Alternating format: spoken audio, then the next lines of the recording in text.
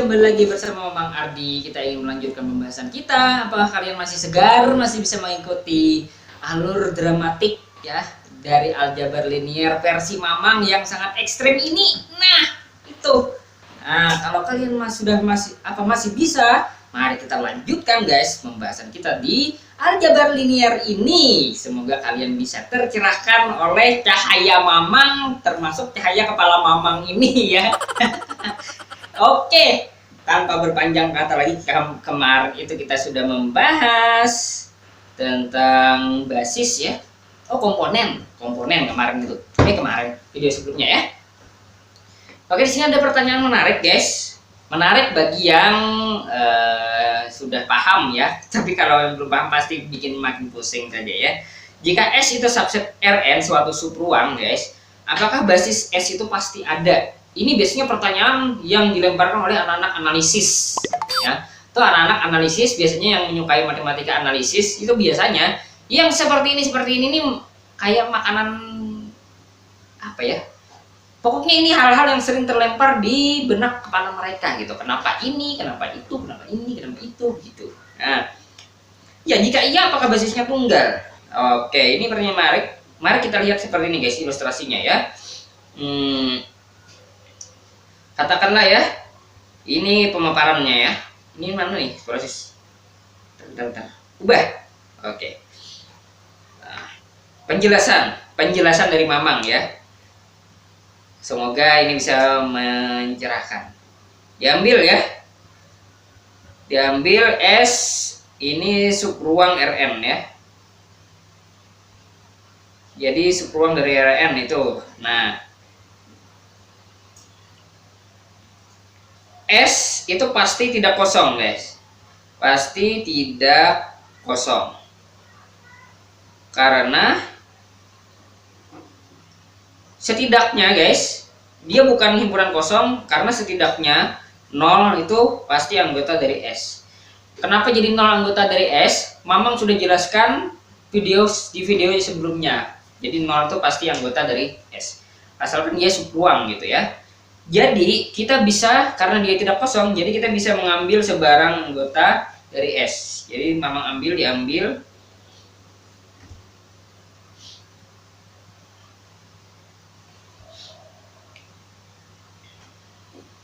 anggota S gitu ya.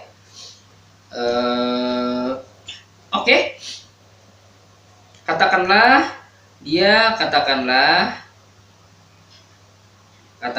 dia AI gitu ya. Nah, AI seperti ini ya anggota S. Kemudian kita ambil lagi guys, yang lain, diambil yang lain. Ini katakanlah AI1, Mamang tulis AI1 ya, diambil yang lain. Misalnya AI2 gitu ya anggota S. Nah, jika AI2 ini sama dengan alfa AI1, maka jelas bahwa AI1 itu basis jadinya. AI1 itu basis S. Nah, gitu. Jika tidak demikian,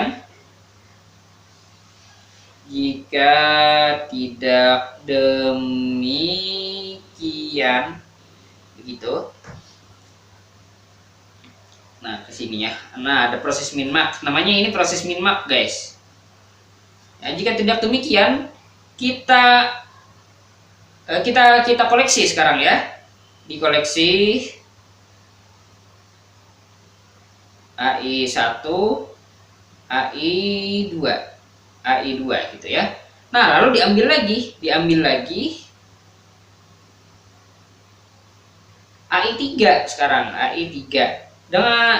Jika AI3 ini sama dengan alfa 1 AI1 ditambah alfa 2 AI2, maka jelas AI1 AI2 itu basis.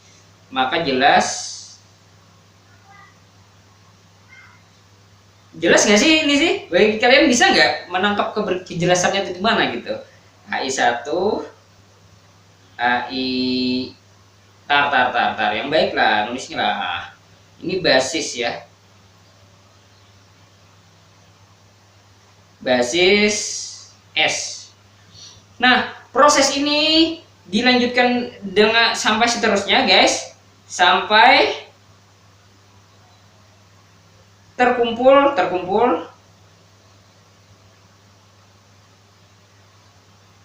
N2 ya, N2 vektor yang bebas linear. Nah, dia tidak mungkin atau tidak bakal dia melebihi dari N biji atau N2 yang bebas linear. Kenapa? Karena kita punya teorema yang ini, guys. Mana tadi? Tar. Ini mana ya? Proses min-max mana ya? Mana sih? Proses min-max. Kombinasi linear, komponen. Oh, ini, guys. Mana sih basis dimensi? Kemudian yang ini. Nih dia nih. Teorema 62 nih. Nah, jika dia melebihi dari N anggota, maka dia pasti tidak bebas linear. Jadi paling banter dia sampai N buah gitu ya. Proses yang tadi itu, proses min-max tadi itu. Nah, kalau sudah seperti itu, jadi kesimpulannya apa? Karena dia bebas linear dan selalu anggota S itu anggota Rn itu tersepen anggota S itu tersepen itu, jadi kesimpulannya adalah S itu pasti mempunyai, yang baik dong, S itu kok S sih, pasti mempunyai basis. Ya, basisnya tadi ya A1 yang sudah kita buat tadi. Nah, A11, A12 sampai A1N. Nah, itu kan. Nah, yang sudah kita bahas tadi. Oke. Seperti itu, guys. Jadi intinya itu jawaban dari Mamang, ya. Semoga bisa membantu. Sekarang Mamang melanjutkan ke transformasi linear. Nah, transformasi linear. Ya. Ini pembahasan baru, basis standar. Definisi 91, suatu pemetaan dari Rn ke Rm. Jadi bisa jadi dia ke R2 dari R2 ke R3 atau R3 ke R4 gitu ya. Rm ke Rm disebut transformasi. Kok transformasi sih? Transformasi, bos. Transformasi linear jika untuk setiap A, I, B, E anggota Rn dan alfa anggota R berlaku T AIBI sama dengan TAI plus TBI, atau sama dengan T alfa AI sama dengan alfa TAI. Nah, itu transformasi linear ya. Nah, contoh katanya ya. Oke, Memang contohkan misalnya T, ini contohnya ya, dari R2 ke R3 dengan rumus ya, T X Y ini sama dengan X plus Y sama dengan kemudian di sini X. Nah, ini contoh ya. Contohnya seperti ini. Akan kita buktikan bahwa T ini transformasi linear. T transformasi linear ya. Sekarang kita pakai ini ya, T A. Sekarang T X1 plus X2 Y1 plus Y2. Nah, berdasarkan rumus dia adalah ini X1 plus X2. Yang ini kan rumusnya kan? Nah, ini rumusnya. Kemudian X1 plus X2 ditambah Y1 ditambah Y2 ditambah X1 ditambah X2.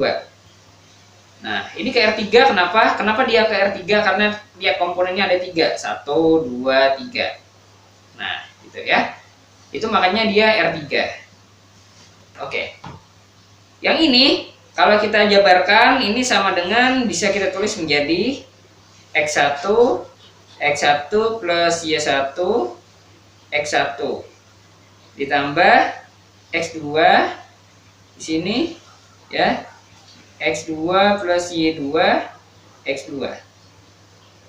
Oke, dengan kata lain ini adalah T dari X1 X2 ditambah T Y1 Y2. Nah, seperti itu. Sekarang tinggal satu lagi, alpha XY. T alpha X alpha Y. Ini sama dengan kita ingin buktikan bahwa ini adalah alpha dari TX. Jadi ini sama dengan berdasarkan rumus alpha X tambah alpha Y alpha X. Alfanya boleh keluar dari distributif alpha X, alpha dari X plus Y. Ini alpha X. Sama dengan alfanya keluar guys, menjadi alpha X, X plus Y, X. Ini sama dengan alpha T, X, Y. Nah, jadi T transformasi linear. Nah, seperti itu guys. Cukup mudah bukan? Mungkin ini saya saja dari Mamang. Thank you for watching. Yo.